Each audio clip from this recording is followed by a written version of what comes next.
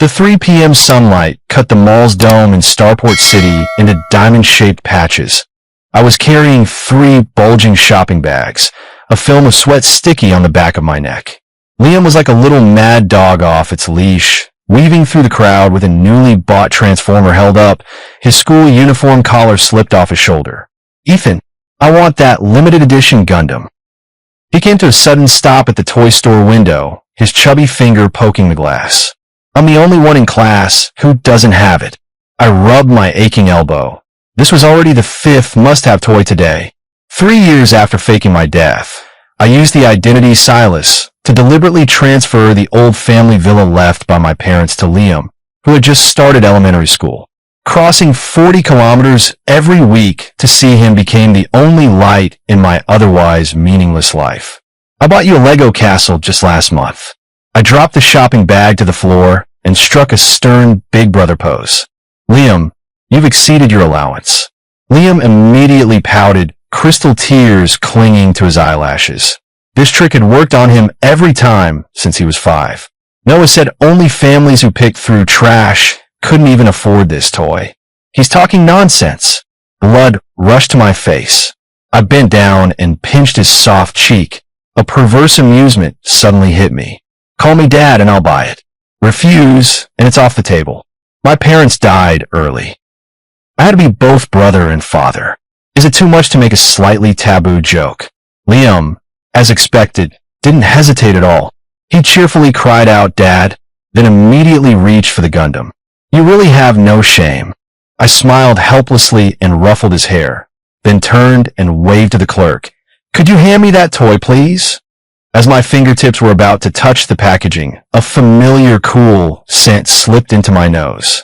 Like a red rose frozen in the snow, carrying a sharp sweetness, it had wrapped around my neck countless times in the dead of night.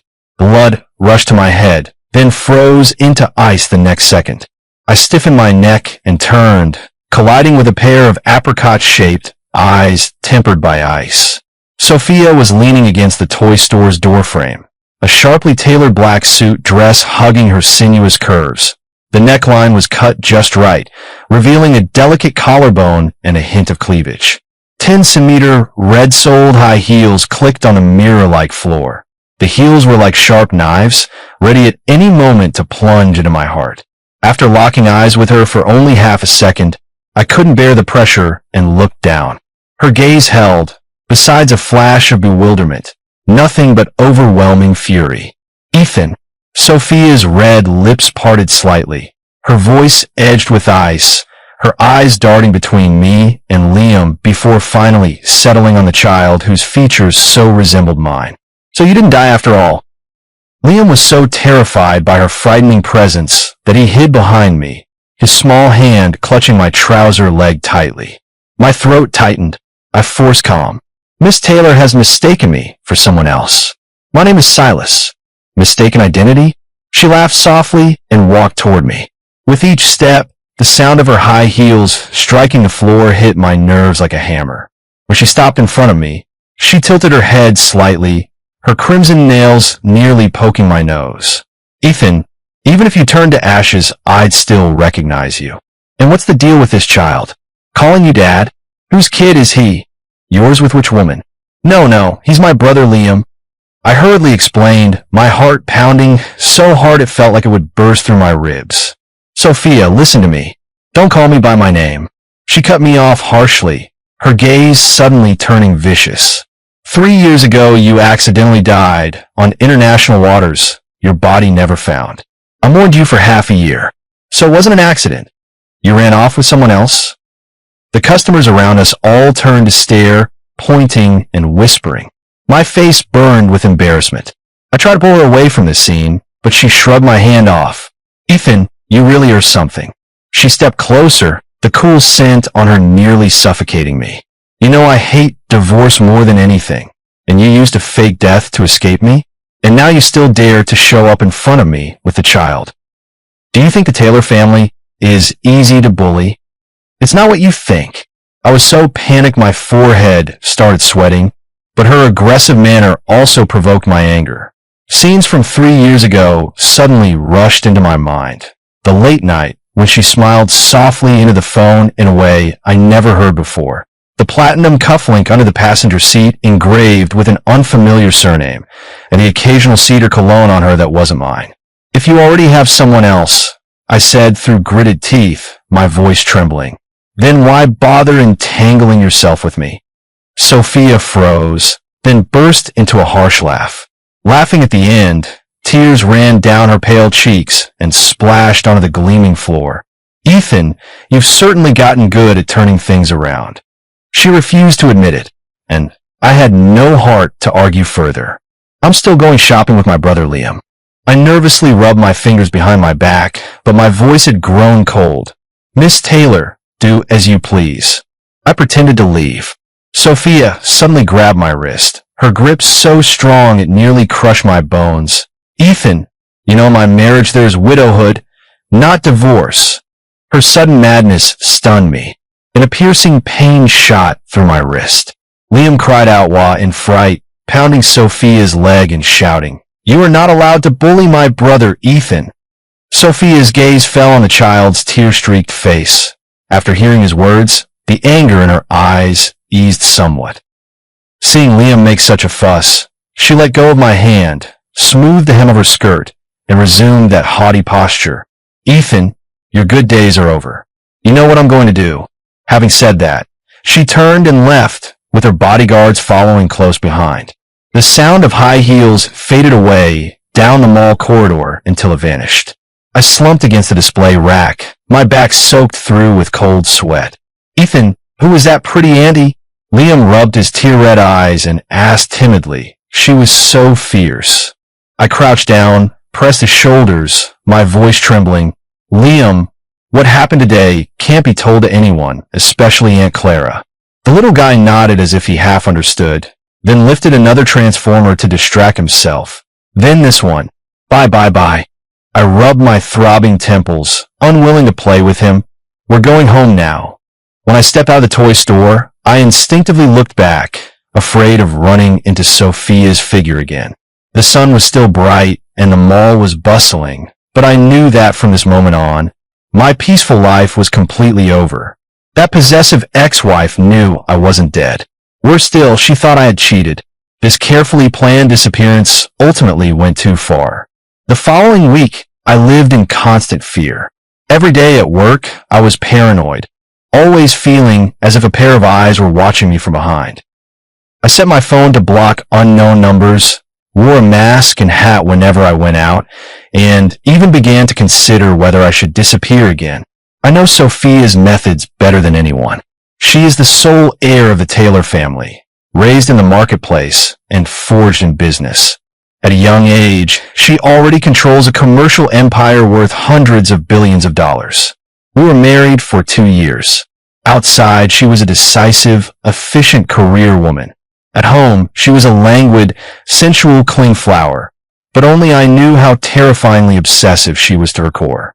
Once, because I helped a female colleague move files, she froze all my bank cards. Because I drank with a childhood friend until dawn, the next moment, I saw her appear before me thanks to city-wide surveillance footage. Once at a company retreat, a female colleague lost a dare and kissed my cheek. By that afternoon, Sophia had reassigned her to the Africa branch under the pretext of business restructuring. Her love was like an airtight net that left me suffocating. But what made me even more despondent was that her possessiveness never seemed to apply to herself. Thinking of 3 years ago, when she sat with another man, my heart filled with a prickling, relentless ache. Life went on as usual, until I thought that encounter with Sophia had been nothing but an illusion. Wednesday afternoon, the department suddenly held an emergency meeting. The director stood on stage and announced that our company had been fully acquired by Taylor Group, and the new boss was parachuting in today. My heart skipped a beat. I had a bad feeling about it. When the conference room door was pushed open, my premonition came true. Sophia was wearing a white suit, her long hair neatly twisted into a bun, revealing a slender, fair neck. A group of senior executives followed her, exuding a commanding presence. The moment she entered, the entire conference room fell into a stunned silence. "I am Sophia," She walked to the head seat and sat down. Her voice carried through the microphone across the room, her gaze casually sweeping over everyone before landing precisely on me. As of today, I will serve as CEO of Stellar Tech. Colleagues gasped and began whispering among themselves. I kept my head down, wishing I could crawl into a crack in the ground. After the meeting, I was just about to make a quiet exit when her assistant stopped me. Mr. Silas, Miss Taylor wants you to come to the office. The CEO's office was decorated in minimalist luxury. Beyond the floor-to-ceiling windows rose rows of towering skyscrapers.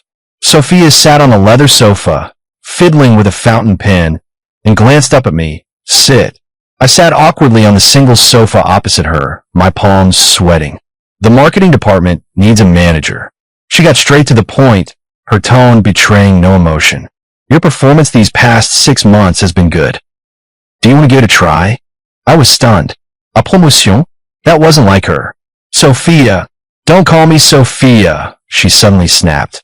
You scumbag, you don't deserve that name. I gave a chuckle. Being blinded by a leaf, people will never believe what they refuse to believe. I simply fell silent. There's a drinking party tonight, come with me.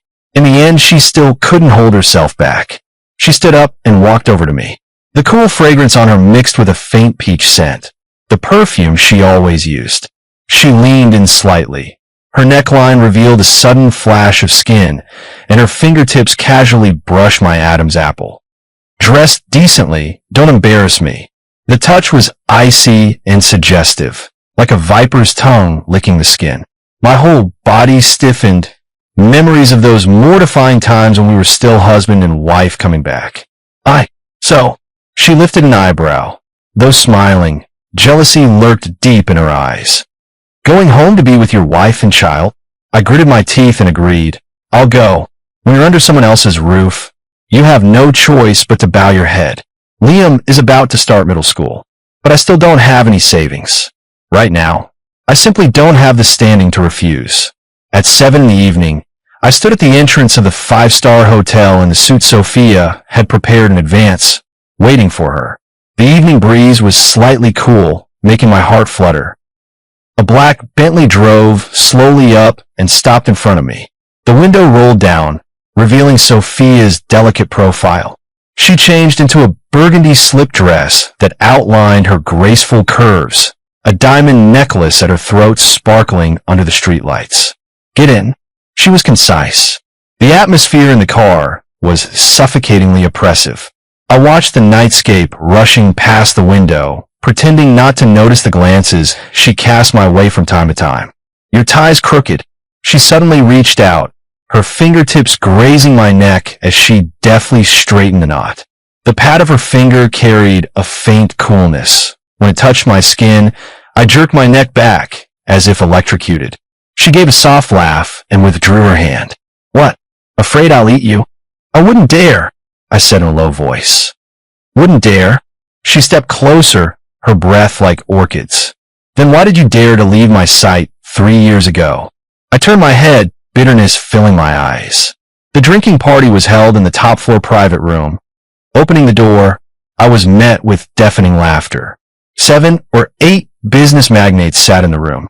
When they saw Sophia enter, they all rose to greet her. Miss Taylor has finally arrived, Mr. Williams said with a smile, handing over a glass, his gaze lingering on me. And who is this? My assistant, Silas. Sophia took the wine glass, her tone flat. Recently promoted, brought him out to see the world. I followed behind her, forcing myself to greet the others calmly. After a few rounds of drinks, the atmosphere warmed.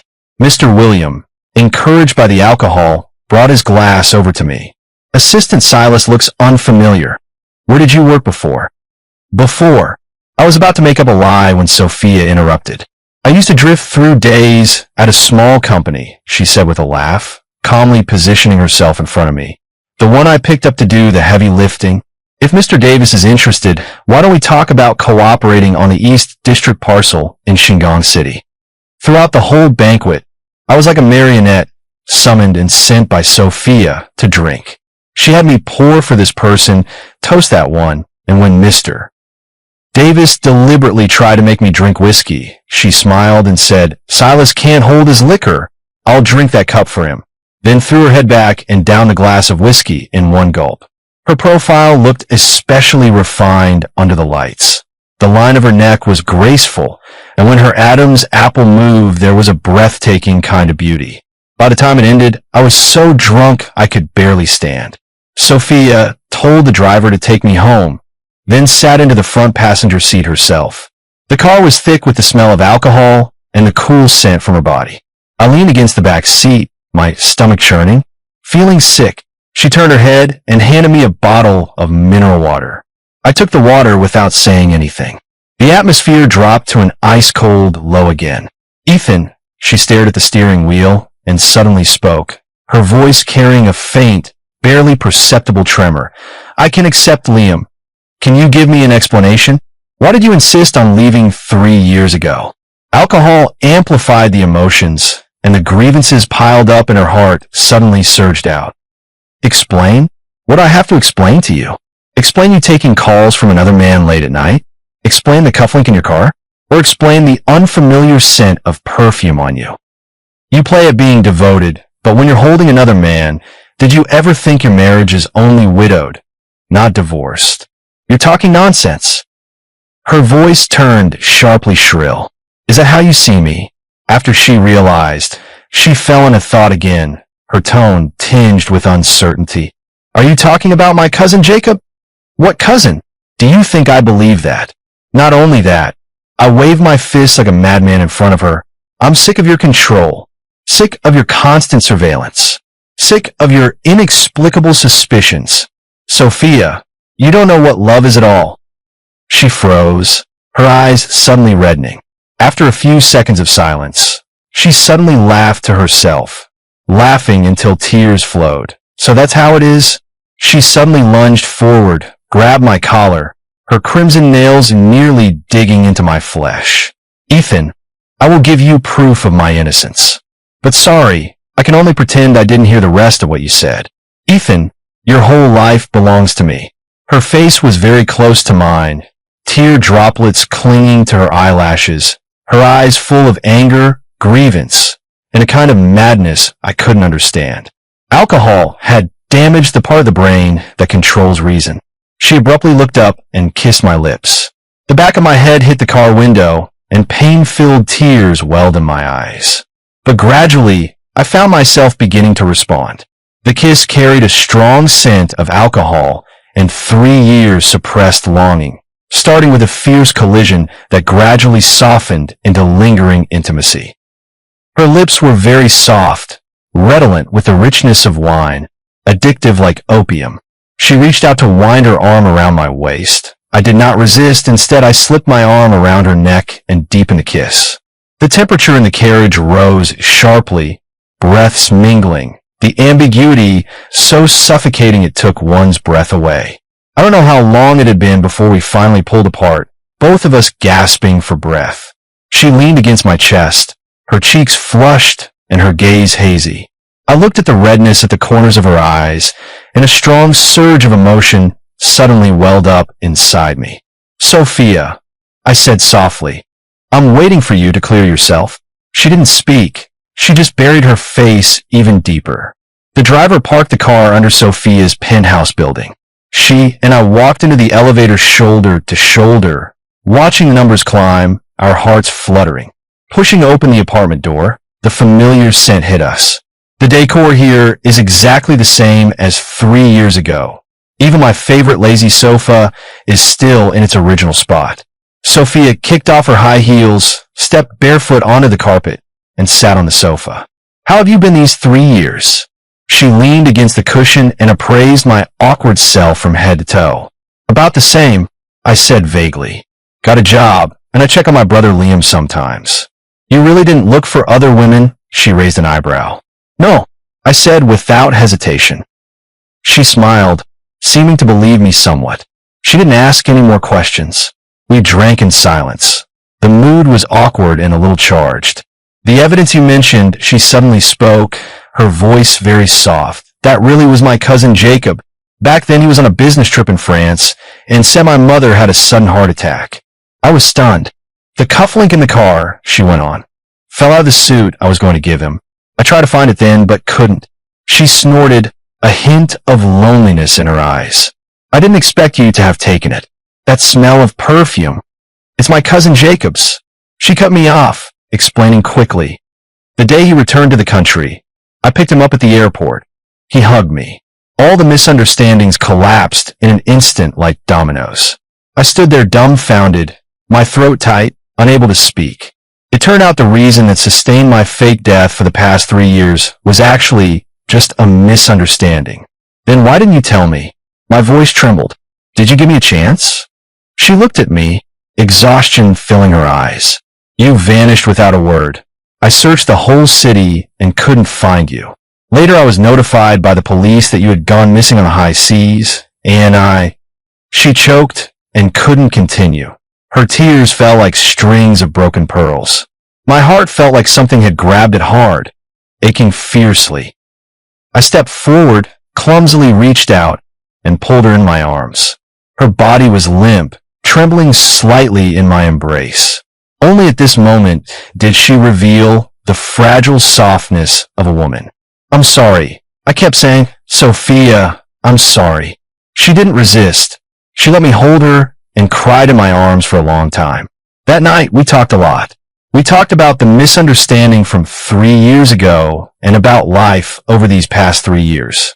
She said that after I died, she shut herself at home for 3 months and lost over 10 gene. She said she hated that I left without telling her, yet couldn't help thinking of me every late night. She even said she had made plans. Even if it meant fighting with that non-existent wife, she would wrest me away. Alcohol and guilt intertwined, and the mood naturally followed. We, like so many nights before, walked into the bedroom embracing each other. Moonlight streamed through the floor-to-ceiling window, illuminating her delicate collarbones and the undulating curves. She stood on tiptoe to kiss me, lips and tongues entwined, carrying 3 years' worth of repressed longing. Her hand undid the buttons of my shirt, fingertips tracing my skin with a searing warmth. I held her, feeling her soft body and rapid heartbeat, and all my reason collapsed in that moment. Ethan, she breathed in my ear, her voice sultry, don't leave me again. I nodded and lowered my head to kiss her lips. That night, we behaved as if we had to make up for the 3 years we'd missed, indulging in endless intimacy. When she was in my arms, she was sometimes a gentle kitten, sometimes a fierce little wildcat, demanding my love and giving hers in return. The next morning when I woke up, I even felt a bit of soreness in my lower back. Sophia was still asleep, breathing evenly. I looked at her peaceful sleeping face, my heart full of tenderness and guilt. I quietly got up, dressed, placed a light kiss on her forehead, and then tiptoed out of the apartment. When I got home, Liam was still asleep. I had just made him a bowl of noodles when I got a call from Sophia. How could you leave without saying anything? Her voice had the lazy tone of someone who had just woken up. I couldn't let my little brother go to school hungry. Oh, when will you come to the office? I'll wait for you in the office. She paused, her voice softening. Remember to wear the suit I bought you. I was stunned for a moment, then remembered she had stuffed a new suit into my bag last night. After hanging up, I looked at myself in the mirror and couldn't help the smile at the corner of my mouth. Maybe we really can start over. When I arrived at the company, my colleagues looked at me with ambiguous and probing expressions. I pretended not to notice and walked straight to Sophia's office. Just as I reached the door, I saw a girl in a pink dress come out. The girl looked to be in her early 20s, pretty and charming. Her eyes lit up when she saw me. You must be Silas, she said with a smile, her voice sweet. I'm Chloe from Bennett Group. I'll be interning at your company from now on. Pleased to meet you. I nodded, not paying much attention. I pushed the door open and walked into the office. Sophia was sitting behind her desk reading documents. When she saw me come in, she looked up and smiled. You're here. I walked over to her. Who was that just now? Chloe, the heiress of Bennett Group, she said lightly. She's here to experience life. Her father, Mr. Oliver, and my father, Mr. Benjamin Taylor, have known each other for years, so it was hard to refuse. I didn't take it to heart and began reporting work to her. Just as I finished and was about to leave, she called me back. "Want to have dinner together tonight?" she asked. "Sure." I agreed with a smile. At 6 in the evening, I arrived at the agreed-upon restaurant on time. I had only just sat down when I saw Chloe enter, linking arms with Mr. William. Mr. William saw me and greeted me with a smile. "Assistant Silas is here too? What a coincidence." I forced an awkward smile. Chloe sat down across from me and said cheerfully, "What a coincidence, Assistant Silas. You came here to eat too." "I have plans with a friend," I said. "Male or female?" she asked curiously. "Female." Oh, she elongated the tone, winking. "Is she your girlfriend?" I was about to explain when I saw Sophia standing not far away, her face ashen as she stared at us. Her high heels clacked as she strode straight up to me. I could tell at a glance that her old problem had flared up again. "Sophia." I hurriedly grabbed her wrist, lowering my voice. "Listen to me. It's not what you think. Not what I think." She shrugged off my hand, her gaze as cold as ice. "You've been involved with her?" I was so anxious sweat beaded on my forehead. "She came with Mr. Davis." "I only just ran into them." "Colleague," she sneered, lifting a hand to yank my ear. "Your previous colleague has already been roasted into a black person in Africa." At dinner, there wasn't a single smile on her face. After we finished eating, she turned and left. I watched her determined back go, feeling helpless. Chloe seemed exactly like the kind of rich kid sent out to gain experience. Sophia probably couldn't send her off to Africa after all. In the days that followed, Sophia was unusually cold toward me. She stopped calling me into her office, stopped spending time alone with me, and even when we ran into each other at the company, she merely gave a faint nod. But I could feel that she'd been watching me in secret. Every time I spoke with Chloe, I could always feel that cold gaze from behind. Sometimes I would shamelessly cling to Sophia, trying to soften our relationship.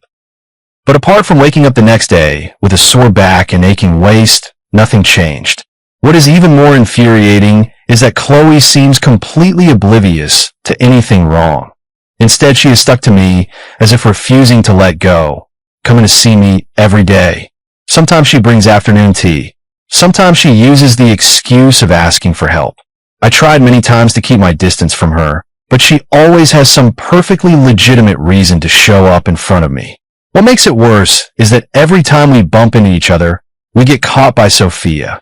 Friday night, I worked late. Just as I stepped out of the office building, I saw Chloe standing under a streetlight waiting for me. She was wearing a white dress, looking pitiful and delicate. Assistant Silas. She saw me and ran over smiling. "My car broke down. Can you give me a ride home?" I was about to refuse when I noticed Sophia's car parked not far away. She sat in the car, expressionless, watching us. "Sorry, I still have things to do," I said, forcing myself. "Please." Chloe grabbed my arm and shook it. "It's so late. I'm not safe as a girl by myself." Her voice was neither too loud nor too soft, just enough for Sophia in the car to hear. I saw Sophia's expression worsen, her fingers on the steering wheel whitening from gripping it too hard. "Fine." I gripped my teeth and agreed, cursing Chloe 1,000 times in my head. Just as I shoved Chloe into the taxi, Sophia's car sped over and stopped in front of me. She rolled down the window and said coldly, "Get in." I hesitated for a moment, then opened the door and climbed in. The atmosphere inside the car was oppressively suffocating. She said nothing, driving aimlessly around the city. "Listen to my explanation." "Shut up," she said coldly. I sensibly shut my mouth, my heart in turmoil. The car finally stopped in front of a secluded villa, the surroundings pitch dark and looking eerie and terrifying. "Get out," she ordered. I nervously got out of the car, watching her open the villa door. It was completely dark inside. "Go in." She pointed inside. "Sophia, this is—" "I told you to come in." She raised her voice, her gaze laced with madness. I didn't dare resist. Steeling myself, I went in. Just as I stepped over the threshold, I felt my wrist tighten. She had tied it with a rope. "Sophia, what are you doing?" I panicked. She turned on her phone flashlight. The light fell on her face, half bright and half dark, looking especially eerie. "I didn't betray you," I hurried to explain. It's all a misunderstanding. I believe you, she sneered, but I don't believe them. Sophia raised her hand, her crimson, striking nails lightly scraping the vein at my neck. She looked dazed, her delicate palm gradually covering my entire neck. Ethan, you're mine. Only mine. No one can take you away. Sophia was very strong. She gripped me so hard I couldn't breathe, my face flushing. Just as I was about to suffocate, she suddenly let go. Sorry, she murmured, a flash of panic crossing her eyes, immediately replaced by madness. But I can't lose you, Ethan. I really can't lose you. She leaned down and kissed my lips. The kiss was full of despair and madness, almost about to consume me. I struggled to push her away, but she had me bound tight. Don't touch me, I shouted.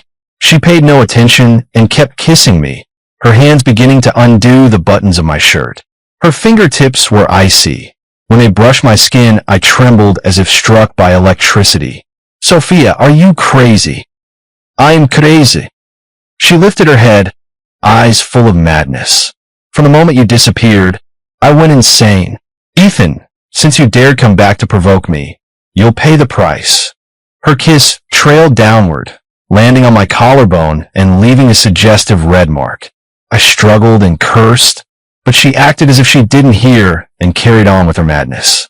That night, I was like a puppet on strings, at her mercy. She vented her anger on me, sometimes gentle, sometimes frenzied. I closed my eyes, refusing to look at her or think of her, but my body's reactions betrayed me. When I woke the next day, I found myself locked in a windowless room. The room had only a bed and a bathroom. The walls were the cold color of concrete. Sophia, carried in breakfast, saw that I was awake and smiled. Her smile was gentle and tender, completely different from last night. You awake? Are you hungry? I turned my head away and ignored her. Don't be angry. She walked up to me and reached out to touch my face, but I dodged. Her expression dimmed, though she wasn't angry. I know you hate me, but I had no choice. I was afraid you'd run away again, afraid you'd go to another woman. This is unlawful detention. I said coldly. I know. She didn't care at all. As long as I can keep you by my side, nothing else matters. I looked at the madness in her eyes and felt a chill run through me. This woman, because I left for 3 years, had completely lost her mind. For the next few days, she kept me locked in that little dark room, cut off from the world. She came to see me every day, brought me food and drink, and then tormented my body and mind in various ways. Sometimes she would hold me gently and talk to me about the past. Other times she would suddenly fly into a rage and accuse me of still thinking about Chloe.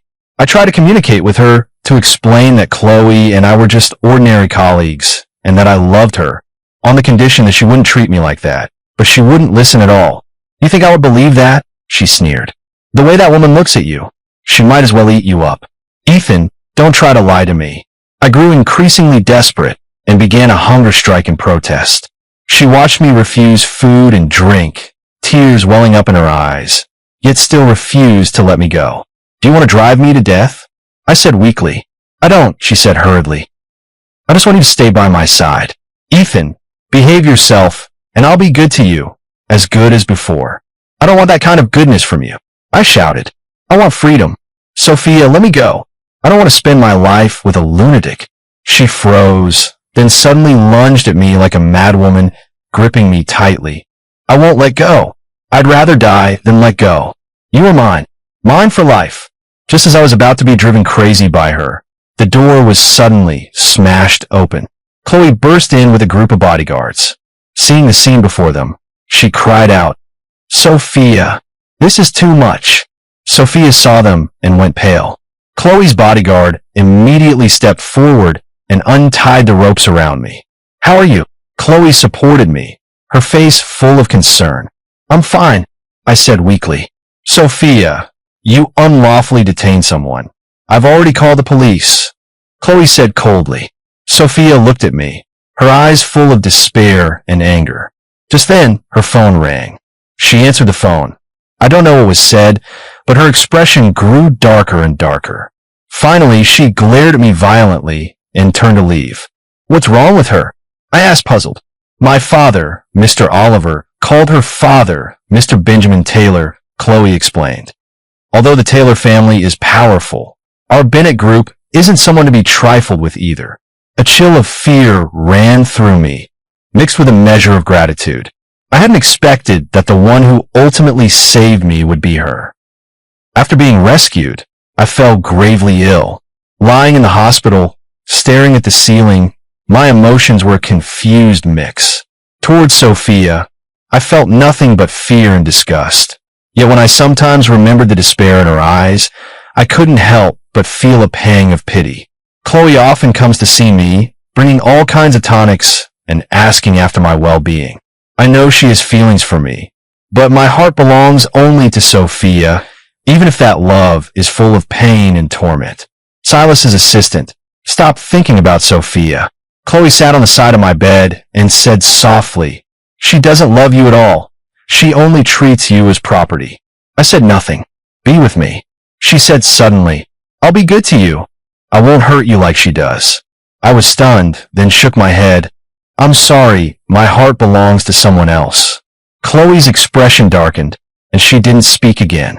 After being discharged, I quit my job, changed my phone number, and moved to a place Sophia couldn't find. I wanted to completely get rid of her and start a new life. But I underestimated Sophia's capabilities. It wasn't long before I realized I was being followed. Whether I went to the supermarket or the park, I could always feel that familiar gaze on my back. I knew it was Sophia. She hovered around me like a ghost, neither disturbing nor leaving. I felt conflicted. On one hand, I was afraid of her madness and wanted to stay far away.